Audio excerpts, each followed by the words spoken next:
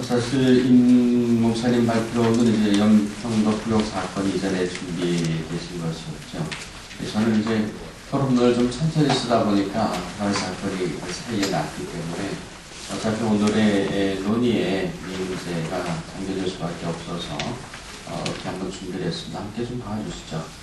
좀 진지하게. 사실 이런 토론 내용을 정리하는 것 자체가 어렵게 여겨집니다. 조금 전에 이제 임명 목사님 말씀하신 것처럼 종교인들만이 질 수 있는 기꺼이 져야 되는 그런 숫자가 있는데 그러한 부분에 대한 그 소명은 결국은 우리 사회 균형을 유지하기 위한 오늘이 아니라 내일까지도 생각을 하면서의 그런 역할을 말씀하신 것이라고 생각합니다. 사실은 그동안의 남북 종교교류 깊이 관여했던 입장에서는 요즘의 상황이 더더욱 곤혹스럽고 여기 대북 인도적 지원에 함께 참여하셨던 분들이 많은데 다 똑같은 심령이실 거라고 생각을 합니다. 사실 저희는 북의 종교인들과 교류를 하면서 북한의 현실과 속성을 더 잘 알게 되었고 그러면 그럴수록 이를 극복해 나가야 할 방안을 찾아나가기가 결코 쉽지 않다는 점도 누구보다 느끼고 있어 왔습니다. 그럼에도 불구하고 우리 종교인들은 민족적 화해와 협력을 통한 한반도의 평화 정착에 조금이라도 보탬이 되고자 노력하는 데 역점을 두어온 것이 사실입니다. 이런 입장에서 보면 이번 북의 연평도 도발 사건은 이러한 선의의 노력마저 또다시 엄혹한 분단 현실의 벽을 느끼게 만들었고 또한 새로운 시련이 닥쳐오는 것을 느끼게 한다는 점에서 깊은 좌절감을 불러오지 않을 수 없습니다. 그러나 어떤 상황에서도 한반도 평화 정착을 통한 통일 번영의 길을 열어나가는 기본 명제와 이에 접근하는 남북 종교 교류의 필요성은 당위적인 가치를 지닌다고 생각합니다. 그럼에도 불구하고 천안함 사건 이전과 이후 그리고 연평도 도발 이전과 이후는 또 다른 차별성을 포함하고 있다는 엄연한 현실도 도외시할 수 없는 것이 사실입니다. 천안함 사건이 가져온 충격이 컸지만 이는 정책적인 차원에서 해결점을 찾아나가는 지렛대의 역할을 기대할 수 있었습니다. 그러나 연평도 포격으로 인한 전시 상황으로의 회귀는 단순히 정책적인 변화를 논하는 차원을 넘어서게 될 심각성을 지니게 되었음을 주목하게 됩니다.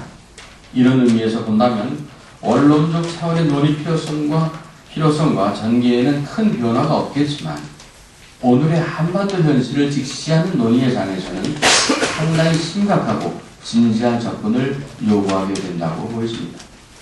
어떻든 우선 원론적 차원에서 임명준 목사님의 발표 내용을 중심으로 논의의 핵심 명제와 쟁점을 짚어보고 다시 이를 오늘의 상황, 즉 연평도 도발이라는 엄청난 충격과 이에 대응하는 우리 정부의 입장에서 함께 살펴봤으면 좋겠습니다.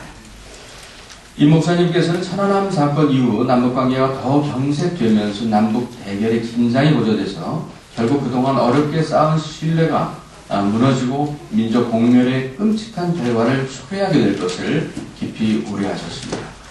이런 우려는 연평도 도발 이후 단순한 우려가 아닌 긴박한 현실로 가시화되고 있습니다.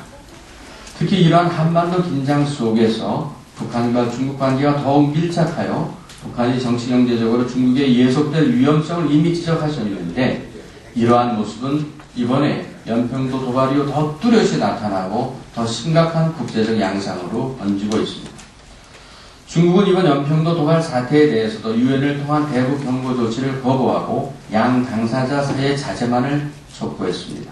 오히려 미국의 조지 워싱턴 항공모함이 서해상으로 진입하는 것에 대한 우려와 경고를 통해서 한반도 사태의 불똥이 중국과 미국 사이의 심각한 대치 상황으로 번질 수 있음을 보여주고 있습니다.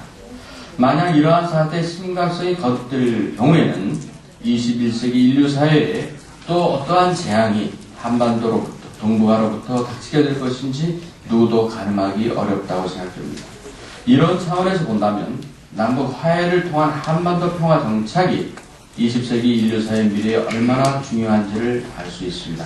이는 우리의 논의가 북한을 계속 압박할 경우 또는 북한이 내부적으로 동요를 일으켜서 급변 사태가 일어날 경우 북한은 쉽게 중재 넘어가지 않겠느냐 하고 여태까지 얘기하던 정도에 머무는 것이 아니라는 점을 일깨워줍니다.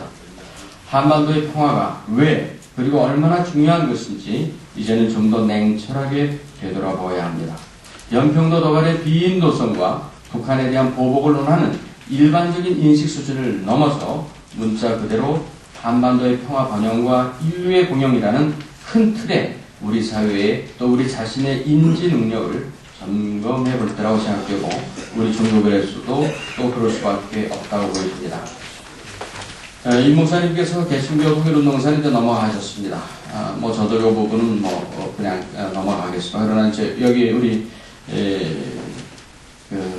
천도교 교령님, 이문길 교령님 계시지만 북한에 이제 종교가 4개 있다가 이제 러시아 종교회까지 5개가 있죠.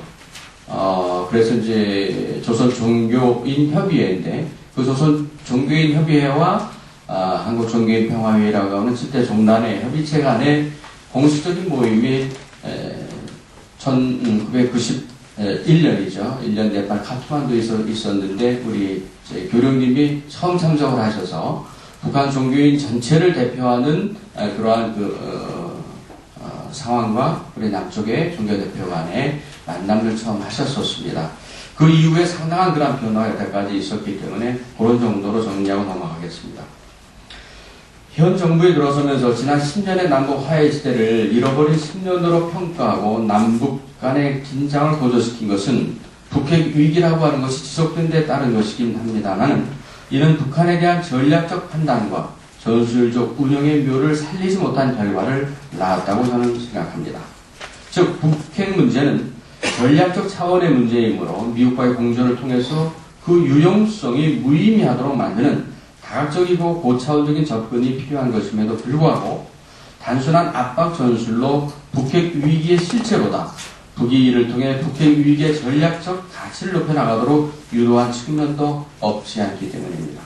만약 연평도 도발과 같은 사태가 거듭되면서 서해 5도 기습 상륙 등으로 전면전으로까지 확산될 경우에는 북한이 이미 보유하고 있는 것으로 알려진 핵무기를 사용하게 되는데 그 결과를 누가 책임질 수 있겠는지 이는 단순히 감정적인 증오와 분노로 다룰 문제는 아니라고 생각합니다. 최근 언론의 행태도 여러 모습으로 나타나고 있지만 어느 언론사 여론조사에 따르면 응답자의 51.3%가 연평도 도발 사태가 현 정부의 대북 강령 정책 탓으로 유발되었다고 생각하고 있습니다. 현 정부가 지난 정부에서 표방한 햇볕 정책을 비판적으로 보고 부족한 점이나 후유증을 치유하는 것은 충분히 이해할 수 있고 또 필요하다고 볼 수 있습니다. 예를 들면 대북 지원은 주는 쪽의 자세도 중요하지만 받는 쪽의 자세도 중요합니다. 그러나 북은 받는 입장이면서도 주는 쪽의 입장과 편의를 고려하지 않는 모습을 보여주었기 때문에 겉으로 드러나는 효과를 알아보기 힘들었습니다. 그러다 보니 돕는 사람들마저 혼란을 겪고 지친 가운데 어려움을 겪었던 것이 사실입니다. 또한 우리 사회에서도 퍼주기 논란으로 비화되어 어려움은 가중될 수밖에 없었습니다. 그 결과 금년에 간행된 통일부의 통일백서는 햇볕 정책을 실패로 규정하고 있습니다. 그 이유는 1998년부터 10년간 45억 불을 대북 지원했지만 북은 전혀 변화한 것이 없다는 것입니다. 이런 인식은 점차 일반화되고 있습니다. 결국 북이 받는 자로서의 존중받을 모습을 보여주지 못한 것이 이를 지원하는 주는 자의 피곤증을 불러왔고 주는 자를 더 좋은 방향으로 유도하기는커녕 좋지 않은 쪽으로 변화시키는 나쁜 결과를 가져오고 만 것입니다. 때문에 퍼주기 논란은 더 힘을 얻게 됐고 그 버릇을 고치는 데 선차적 목표를 두었던 현 정부의 대북 강령 정책이 이런 측면에서 지지를 받았던 부분도 사실이라고 생각합니다. 그렇지만 저는 이런 모습을 상당히 근시안적이라고 봅니다. 서독은 1973년부터 통일을 이루기 위해 20년간 574억 불을 지원했습니다. 지원 기간이 우리보다 2배 이른다고 해도 우리보다 상당히 근 10배에 가깝게 지원한 것입니다. 또한 이 당시 동독은 소련을 비롯한 동국국가의 교육이 자유롭고 동독 내 산업도 소련을 제외한 공산권에서 가장 앞선 상황이었습니다. 반면에 북한은 소련 붕괴 후 완전히 고립된 상태에서 오로지 중국에만 기댄 채 생존을 연명해오고 있는 상황으로 1990년대 초부터 북한의 산업은 거의 붕괴된 상태입니다. 이런 상황에서 이루어졌던 우리의 대북 지원은 식량이 고작이어서 산업을 일으켜 자립할 수 있는 희망을 갖기조차 힘들었을 것입니다. 이런 상황에 처해 있으면서도 체제 유지를 위해 핵무기를 개발하기 위해 안간힘을 썼다는 것이 우리로서는 도저히 이해가 되지 않지만 북한의 기득권 세력과 군부가 건재하는 한 우리의 기대처럼 꼭 움직여줄 수 있다고 볼 수는 없기에 우리의 판단대로만 결론을 내고 나서 그 이외의 모든 가능성을 닫아버리는 것이 과연 지혜로운 것인지 생각해 볼 필요가 있었습니다.